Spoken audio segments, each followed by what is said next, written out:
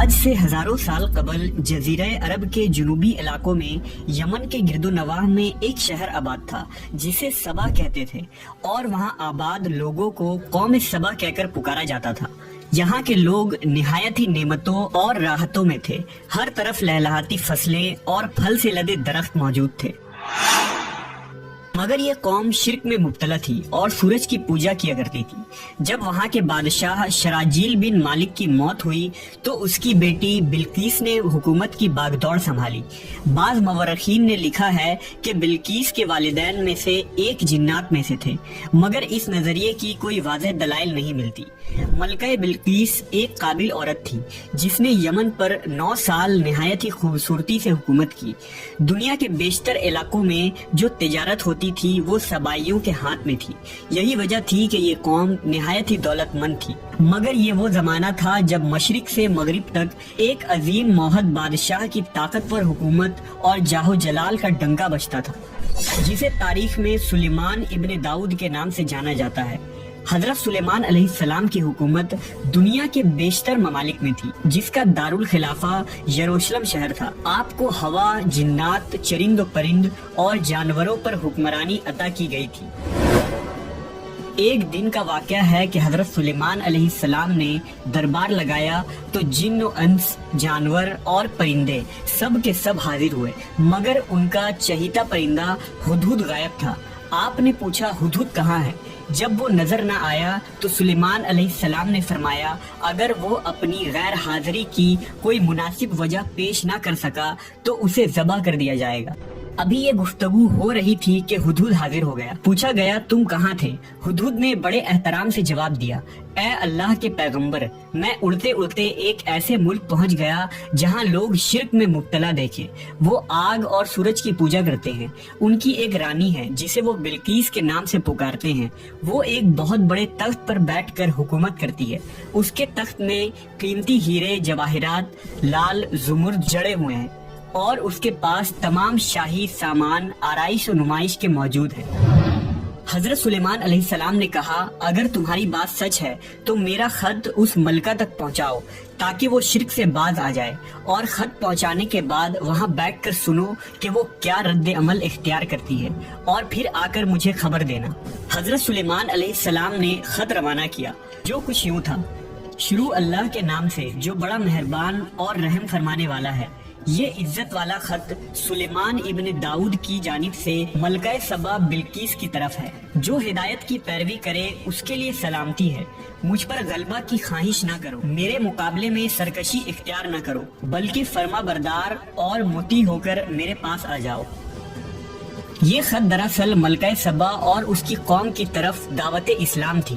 ہدہد نے یہ خط لے جا کر ملکہ بلقیس کی گود میں گرا دیا۔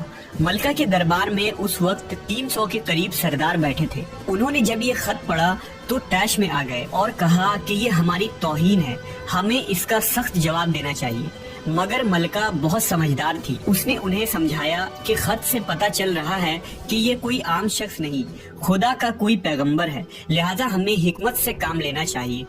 اس نے کہا کہ میں حضرت سلیمان علیہ السلام کی طرف ایک تحفہ بھیجتی ہوں، اگر انہوں نے قبول کر لیا تو وہ بادشاہ ہے، میں اس سے جنگ کروں گی، لیکن اگر انہوں نے تحفہ قبول نہ کیا تو میں اس کی پیروی کروں گی کیونکہ وہ نبی ہے۔ ہدہد یہ ساری گفتگو سن رہا تھا۔ اس نے آ کر حضرت سلیمان علیہ السلام کو ساری بات بتا دی۔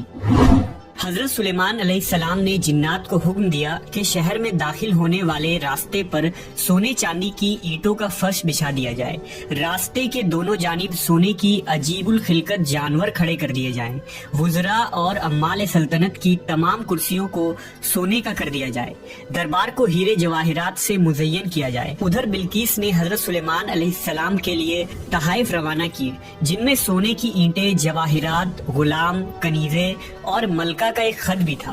جب یہ تمام تحائف لے کر قاصد حضرت سلیمان علیہ السلام کے دربار میں پہنچے اور انہوں نے یہ سب دیکھا تو شرمندہ ہوئے۔ حضرت سلیمان علیہ السلام نے ملکہ کے قاصدوں سے کہا، کیا تم لوگ مال سے میری مدد کرنا چاہتے ہو؟ مگر دیکھ لو، جو کچھ اللہ نے مجھے دے رکھا ہے وہ اس سے بھی زیادہ ہے جو تمہیں دیا ہے، لہذا تمہارا تحفہ تمہیں مبارک ہو۔ اب تم اپنے تحائف کے ساتھ واپس جاؤ اور اپنی ملکہ سے کہنا کہ ہمارا انتظار کرے، ہم ایک زبردست لشکر لے کر آئیں گے۔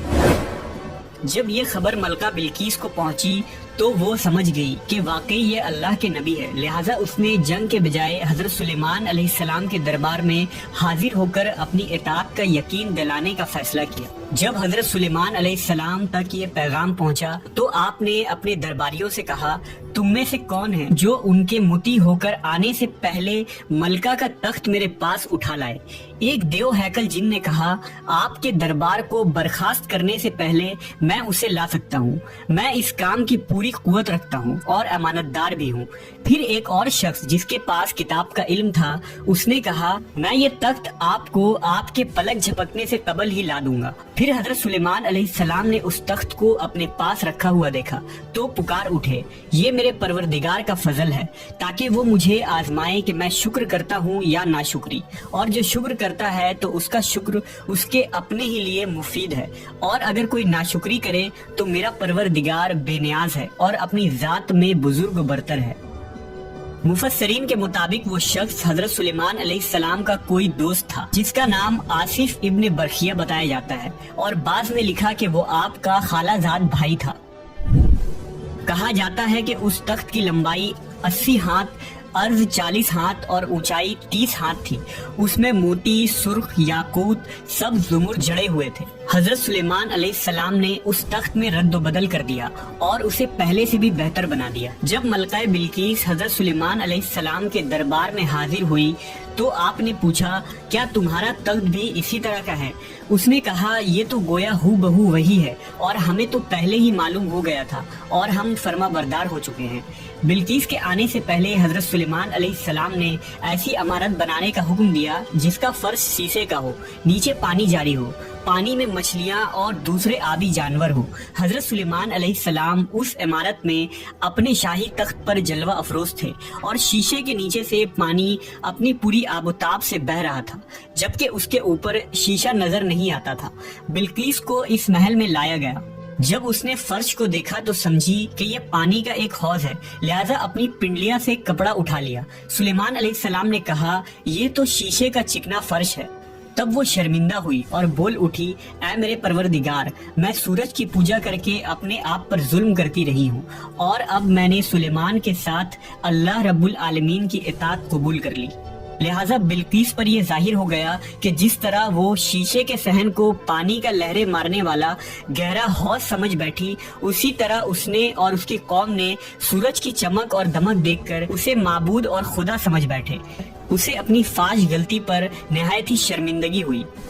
بعض مورخین نے لکھا کہ اس واقعے کے بعد ملکہ سبا مسلمان ہو گئی اور حضرت سلیمان علیہ السلام کے نکاح میں آ گئی، جبکہ بعض نے لکھا کہ آپ نے بلقیس کو یمن واپس بھیج دیا اور اس کے لیے وہاں 3 بڑے محل تعمیر کروائے۔